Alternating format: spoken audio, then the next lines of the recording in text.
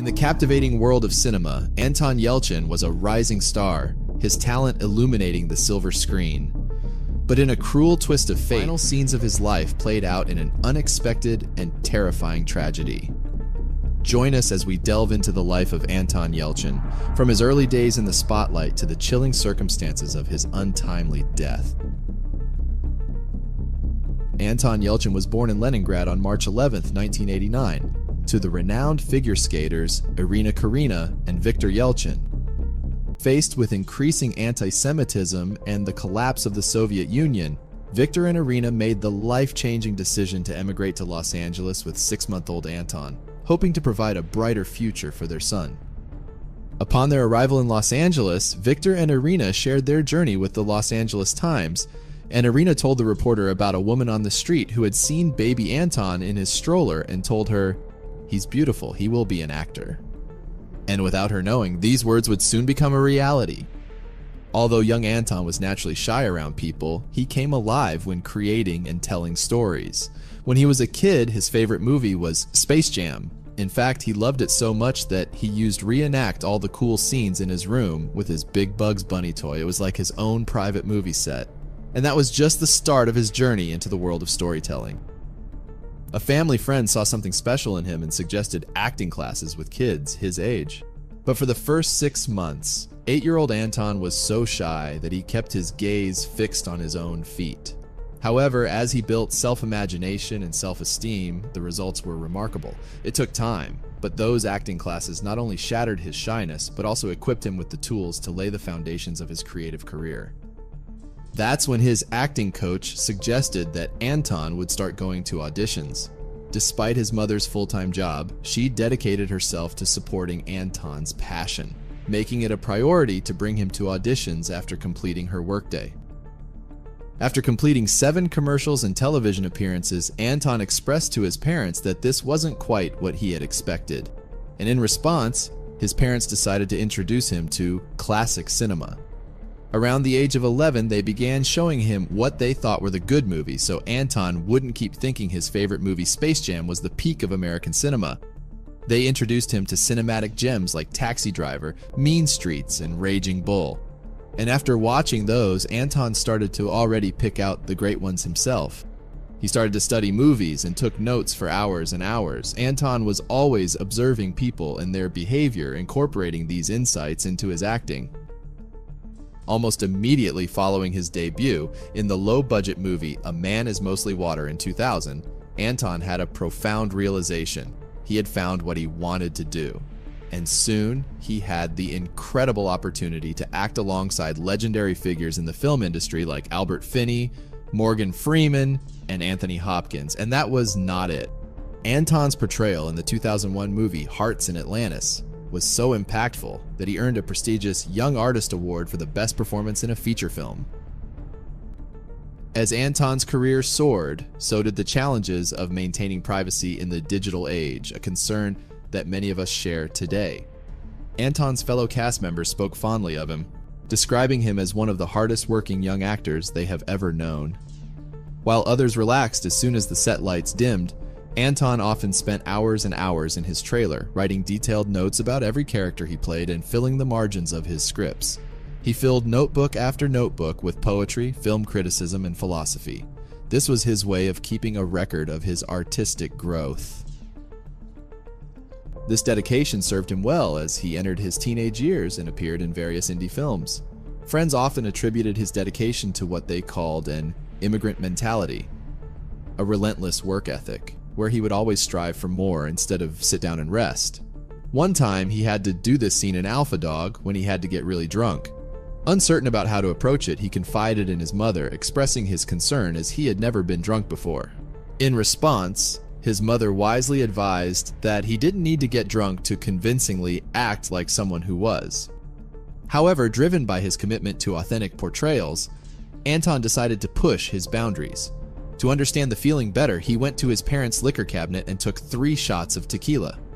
In a unique and dedicated approach to his craft, he even filmed himself during this experience to better understand the nuances of intoxication. But while Anton's work was all excellent, he will undoubtedly be remembered for his most iconic part in J.J. Abrams' Star Trek 2009 reboot. In this movie, he plays Pavel Chekhov, a Russian whiz kid who fulfilled a number of duties throughout his Starfleet career. Now here's the twist. Nailing a Russian accent for the role wasn't a walk in the park for Anton. Dismissing his mother's accent as not real enough, he remained committed to authenticity, seeking guidance from a more fitting source, his own grandfather. This significant role not only catapulted him into a wide international audience, but also rapidly expanded his career due to his immediate likability in the part. The youthful, funny, kind, and quick Pavel Chekhov was in many ways a reflection of Anton and what those around him seemed to love so much about him. But behind that youthful, infectious smile and natural gift for bringing comic relief into any room, Anton concealed a deep secret. Anton was born with cystic fibrosis, CF, a rare genetic disorder that causes a buildup of mucus in the lungs and other vital organs. His parents, aware of the life expectancy for those with CF, which ranged from 35 to 40 years at that time, chose to shield Anton from the harsh reality until he almost reached adulthood. His mother, fearing it might limit him too much, kept the truth hidden. Anton remained blissfully unaware of the true nature and danger of the disease until the age of 17. It was then that his mother had to reveal the reality and had to tell him that he couldn't be at parties where people smoked. After receiving the news from his parents, Anton chose to keep it to himself and not tell anyone. Instead, he dedicated himself to stay healthy. This involved taking his medication, trying alternative remedies, and prioritizing physical activity. After an exhausting day on set, he would wake up bright and early because he had to do his breathing exercises 2 hours before his day began. Numerous times a day, he had to be hooked up to a breathing machine and had to pounce against his lungs and had to cough up mucus. Afterwards, he would step outside, put on a smile, and did his thing. But as he was getting older, he got more worried about his illness. Anton decided it was time to break the silence, informing his parents that he was no longer willing to keep his condition a secret. Despite the challenges, he had accomplished so much to be proud of. He completed 69 film and TV projects by the age of 27 without ever missing a single day of work.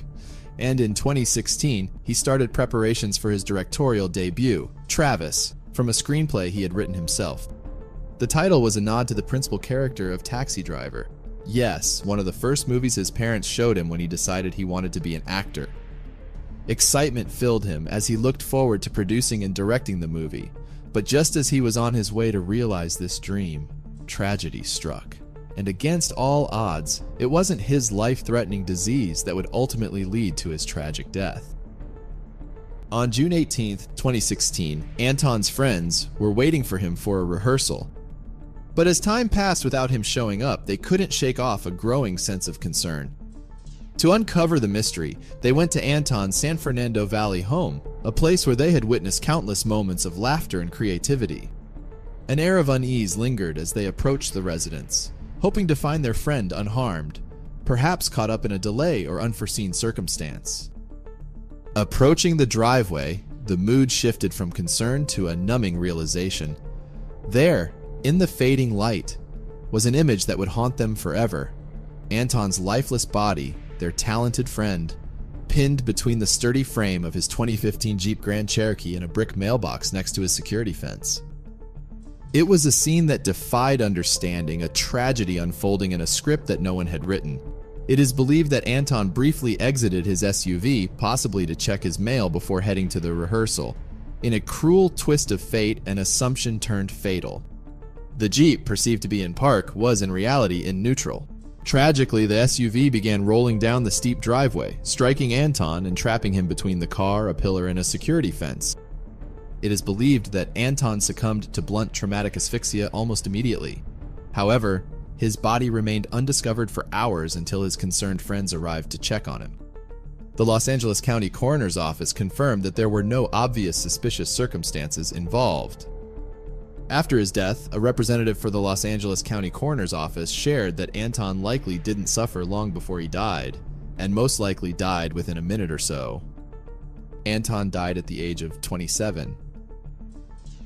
Later investigations revealed that the vehicle had been subject to a recall by the manufacturer, Fiat Chrysler Automotive. The recall, issued in April 2016, 2 months before Anton's tragic passing, involved more than 1.1 million vehicles due to a rollaway risk after intended transmission shifts to the park gear. Anton had received a written notice of the recall a week before the fatal accident. At the time of his death, the rollaway issue had been associated with at least 68 injuries, 266 crashes, and 308 reports of property damage. All drivers complained that they mistakenly exited vehicles with the engine running, falsely believing the vehicle was in park. In August 2016, Victor and Irina Yelchin, Anton's grieving parents, took a stand against Fiat Chrysler, filing a wrongful death lawsuit. They contended that flaws in the design of the Jeep Grand Cherokee, specifically issues with the gear selector, were responsible for the tragic death of their son. The defective mechanism, they claimed, led to the unintended rolling back of Anton's car, sealing his fate. Fast forward to 2018, almost 2 years after the legal battle began, the Yelchins reached a confidential settlement with Fiat Chrysler. While the exact financial terms remain undisclosed, the outcome strongly suggests that Fiat Chrysler, the manufacturer of the Jeep Grand Cherokee, paid a significant amount of money to make the case go away. The Yelchin family decided that a portion of the settlement would be directed towards the Anton Yelchin Foundation. This foundation, established to honor Anton's memory, focuses on providing support to young individuals in the creative arts who are grappling with debilitating diseases or disabilities. Anton's parents donated $1 million to the adult care clinic at the USC Center for Cystic Fibrosis. The staff at the Cystic Fibrosis Clinic was like a family to Anton. Additionally, the settlement funds contributed to the production of a documentary chronicling Anton's life, Love, Antosha, a poignant tribute to the talented actor, which featured some of his former co-stars such as Chris Pine, Kristen Stewart, Jennifer Lawrence, and Zoe Saldana, remembering Anton. In the aftermath of Anton's death, tributes flooded in praising his charm and charisma, and mourning the loss of such a talent so young. The producers of Star Trek made the decision not to recast the role of Pavel Chekhov and committed to writing the character out of any upcoming Star Trek films. The third Star Trek rebooted film he starred in was released 1 month after his tragic death. Star Trek director and producer J.J. Abrams shared in an interview, "Anton was our little brother, but only by years. He was as wise and clever and intellectually curious as anyone we ever knew. His laugh was preposterous. You couldn't hear it and not laugh yourself. He was funny, edgy, wild, and talented beyond measure. His focus and dedication was admirable, as was his love of family, friends, literature, and music.